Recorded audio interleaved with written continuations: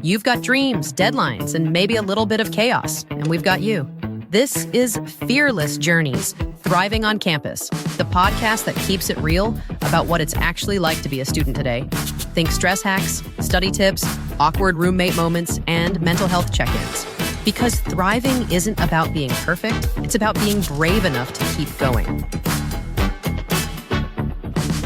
Hello, everyone. Welcome back to Fearless Journeys, Thriving on Campus. Today, we are going to talk about open book exams. And the question I have for you is, open book exams, blessing or trap? Yeah, that's a good one. I just did an open book exam and it was a trap. I tell you, it was a hard one.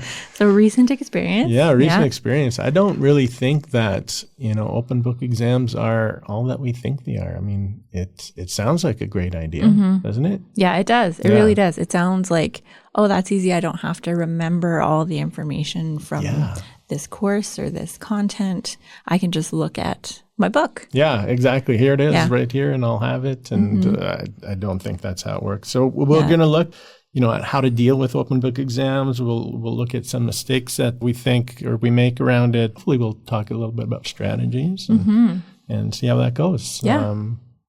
So let's go ahead and talk about, what's the deal with open book exams?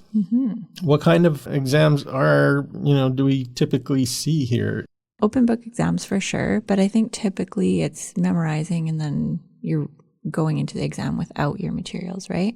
Well, and sometimes you're allowed to bring materials in too, right? So definitely closed. Absolutely, you go in and you panic, right? Yes, yeah. And in a next episode, we'll talk about anxiety in midterms. Yes. But definitely closed exams, you've got to really have that all in your head. For open book exams, sometimes you can bring in stuff. Really depends on what they allow. Sometimes it's textbooks, sometimes just notes, flashcards. So it can vary, right? Yeah, absolutely. So it's definitely a challenge, especially if they say, hey, it's open book, and then they don't give you any. Yeah, like what does that mean? Yeah. What can I bring? Exactly. How much do I need to know?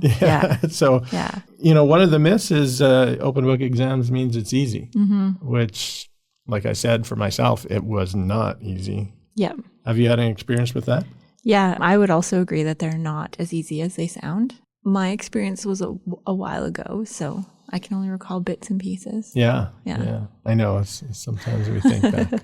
When did I write my last exam? Well, for me, it was recent. But before that, it was at least a year. And before that, many years. Yeah, the last open book exam I did, I think was in university, which was a while ago for me. A couple of years for you. Yeah, just a couple. Yeah. The majority of the exams and stuff that I wrote were closed book. Yeah. So I didn't have too many open book. Yeah. And I don't know why they necessarily pick open book exams, but I think, there are different types. You get kind of that conceptual stuff where you've got to have those ideas and theories, which we see a lot of. And then there's kind of the factual kind of open book exams where it's just a lot of information you have to process. Yeah. Right. Yeah. And so, you could also have application types where you got to run, what's that process? In a lot of maybe exams regarding lab work, I think they have the ability to be open book, but it's also very process oriented, right? So you're doing the things that you've learned. Yeah. But you have your book there just in case. Sometimes. Okay. Yeah, which is interesting. But definitely it's a challenge. And then you've got the whole throw in the online versus in-person stuff. That's my open book exams, I think, were primarily online. Yeah. Yeah, mine too. Yeah. And it's a challenge. I think, if you think you're going into an open book exam in person, you'd almost need a table, right? Yes. Well, and the one that I recall, I was at my kitchen table, so I had quite a bit of space and I needed it. Yeah.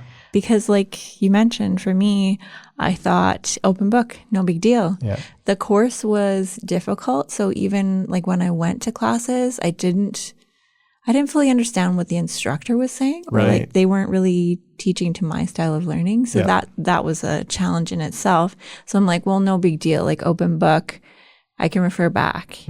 And in that course, it did end up being a positive thing because as I'm writing the exam, I'm teaching myself the concepts. Oh, that's interesting. So, way to look at it. Yeah. So in that way, it was good, but yeah, very challenging. Yeah. And mine was online as well.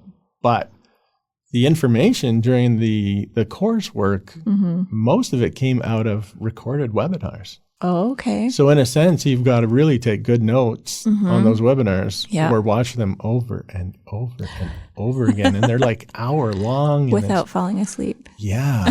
It's tricky. Yeah. Yeah. So that'd be really hard. Yeah. I mean, you can have a textbook, you can have notes, but unless you've taken good notes. Yeah. Right. Yeah.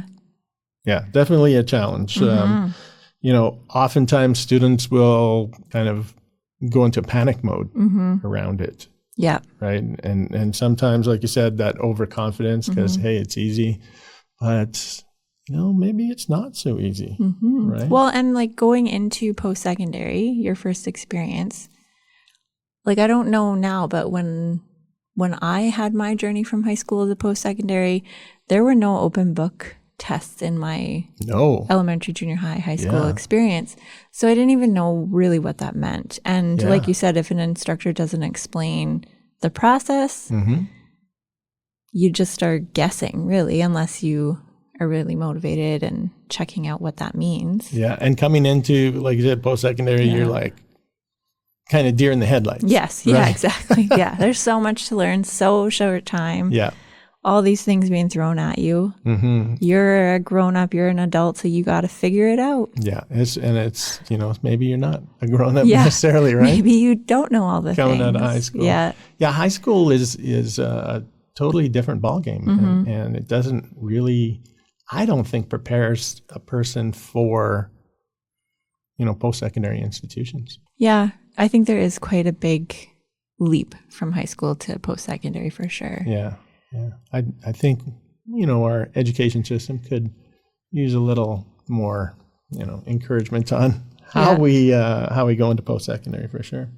What are maybe some mistakes that students make in open book exams? So one of the first is maybe someone does prepare their notes, but they over prepare. So like pages and pages and pages of notes, but don't mentally get ready for the exam. Yeah.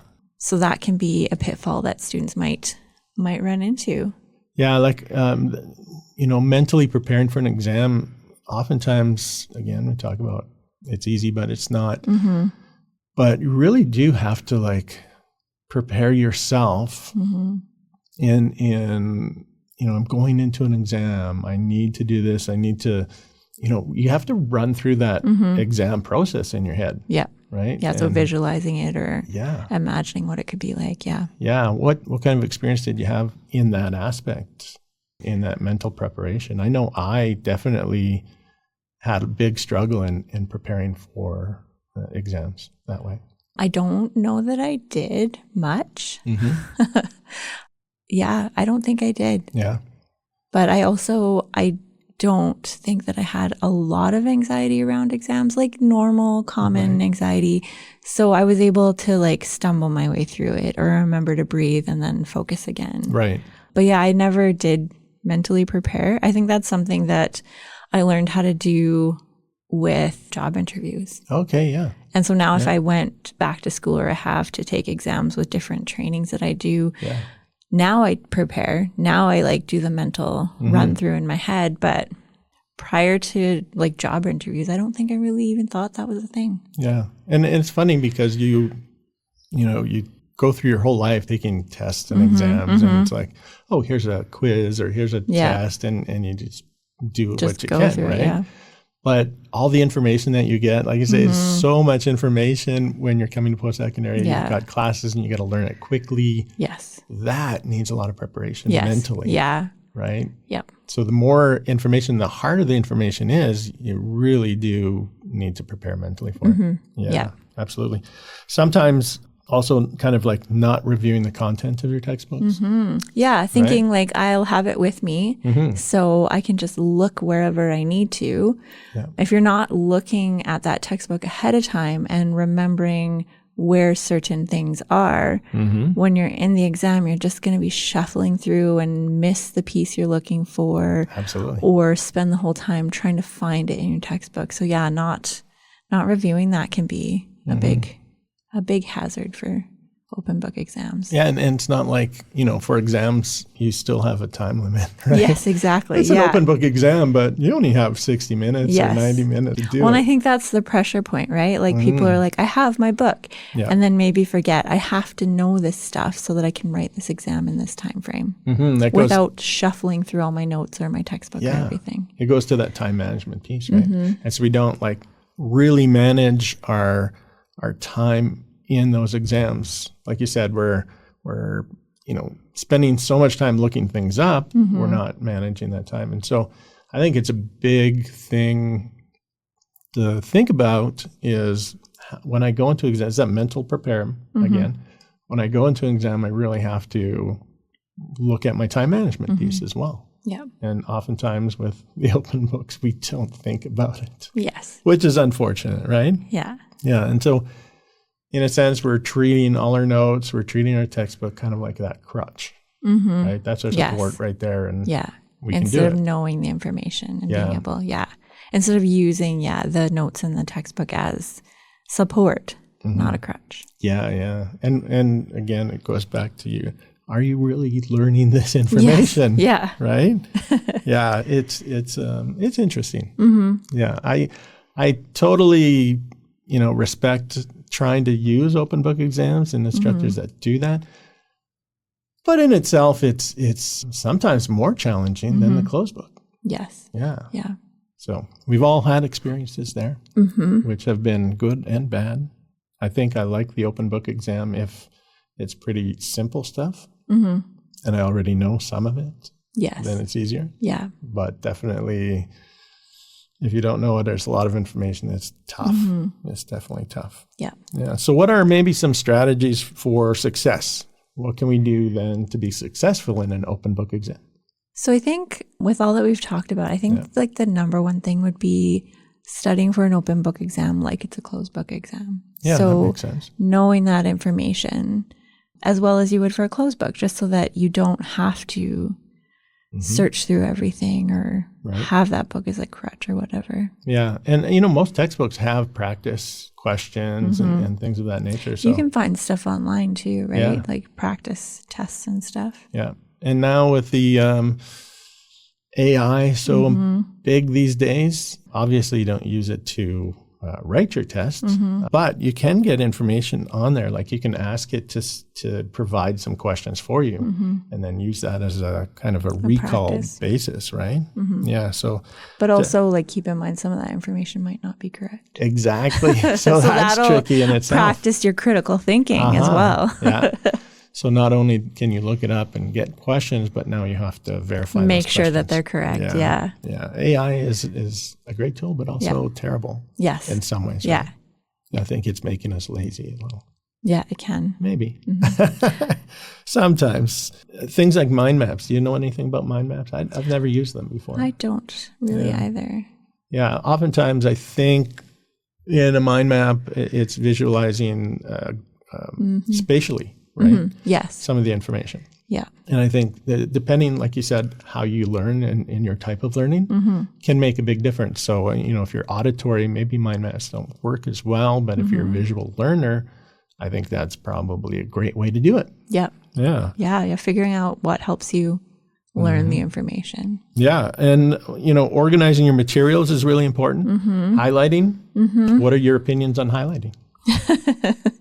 I think that's a skill as well. Yeah. Because highlighting the entire textbook, not that helpful. Not so helpful. Exactly. But yeah, having that skill of highlighting the stuff that is important or that will help you remember the rest of the information. Like that one line that's, that's what that means. Right. That kind of thing. Yeah, we kind of get stuck in highlighting things and we think, this is important and this is important and everything's highlighted. That is useless too. And then it would be the same thing, just scanning through everything. Yeah.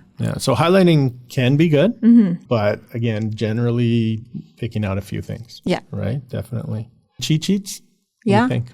I think that can be helpful. I think it's a way to again, point form, have that information on just one page, probably, so that you can like look at that point, and again, it can spark that memory or spark that information that you just need that one little bit to bring it back to mind. I really, don't like the how we call it a cheat sheet. Yeah. We're not cheating because it's open book, right? Yes, yeah. But it's kind of like having that specific notes for that, or giving you maybe a rundown if it's a practical thing where you have to do a step and something like that. So definitely sticky notes. Do you like sticky notes? I do. I use them. Do you? Yeah. They help me remember things. Yeah.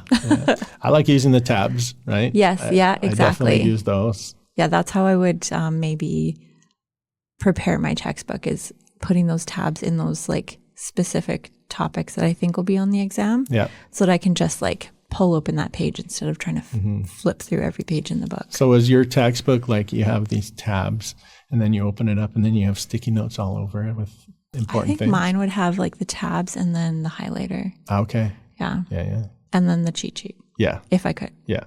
And I'm all about the cheat sheet myself in an open book exam. Yeah. Tabs are great. I really look at summaries, like the summary of the chapters. Yes. Because that actually has a lot of the information there, right? I think those are really good. So definitely could work. What about, managing your time? Yeah. So like when you get the exam, looking at it, looking at each piece, how long do you think it's going to take you, budgeting your time to get that exam done. And then even looking at the questions and answering the ones that you know. So you're not like scanning through everything. Right. Like the ones that you know, just like answer those. Yeah. Go through those and then come back and exactly. start looking at the other stuff. Yeah. And then, definitely, like you said, you got to put a specific amount of time per question. If you have 100 questions and you have an hour, well, then figure out how much you can spend on each of those. Right? Yeah. And of course, multiple choice are wonderful, as you can hopefully get the right answer, but sometimes guess. Yes, yeah. Right? Narrow it down to 2 and then 50-50. Yeah, exactly.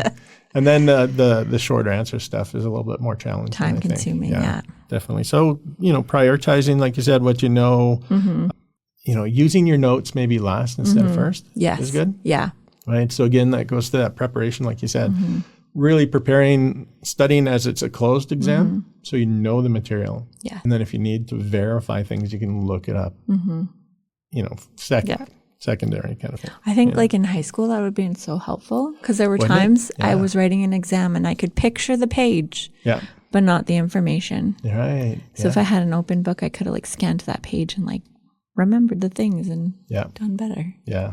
Absolutely. It's so much, right? So in a sense, summarizing chapters and, the quick reference guides, I think, great, right? Definitely. We also have to look at, this is a podcast on mental health. So how does that play into then coming into an open book exam? Well, I think like we've mentioned, like being really well prepared, having that plan for your exam, it's going to potentially cause less anxiety and less stress, which is positive for our mental health. Yeah, so absolutely.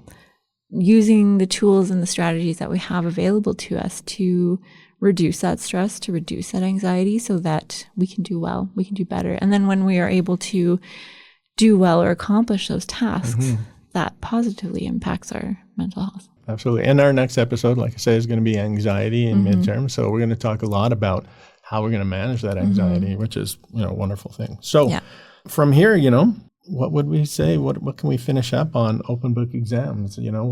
Would you rather have the book or the know-how kind of thing? What are your antidotes for open books?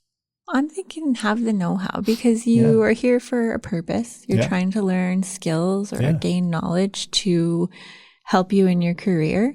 So even with an open book exam, you still want to retain that information, find those ways for that information to get stuck in your brain so that you can write that exam for one, but so that you can apply that knowledge to your career once you're done. Yeah. So, absolutely. And some of these skills definitely transfer to real life. You learn problem solving skills that way.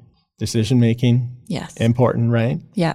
Well, and even depending on what job you're in, you're going to have to study things, learn things, gain information, research things. So practicing getting that information for the exam can be really good for your career as well. Yeah, absolutely. I mean, I know I'm kind of odd, but I really do like researching things and finding odd pieces to information that relate to what I'm working on, which is really interesting. In a sense, life is like an open book exam. Yeah. Right? Yeah. We go through life and we need to figure it out. Yeah. So some of the key takeaways, what would that be? Prepare like it's a closed book. Yeah. Condense your notes. Yeah. Organize everything. Yeah. Review your textbooks. Do what you need to with your notes in your textbooks so that you are not shuffling through the whole exam. Yeah. Yeah, I think those are like the main ones, right? Yeah, and even practicing, right? Yes. Yeah, practicing those exams as well. Yeah. Yeah, practice those questions. So, for our viewers out there, or our listeners, I should say. So for our listeners out there, try one of these tactics in your next exam. Yeah. Give it a try, see how it works. Feel free to share it with us. You can contact us through email or comments on the podcast site. Definitely. Yeah. So again, open book exams, friendly, not friendly. You decide. Yeah. Right. And remember too, like it is a skill. It is a skill. Like Steve said, just pick something to focus on and build upon that as you go through your post-secondary journey. Definitely. So if you feel free, dear listeners, share it with others, especially going into exam time. And then, of course, next episode, again, we'll talk about anxiety and midterms and see how that goes. Yeah. So thank you. And it's great talking to you again. Yeah. You as well, Steve. Thanks.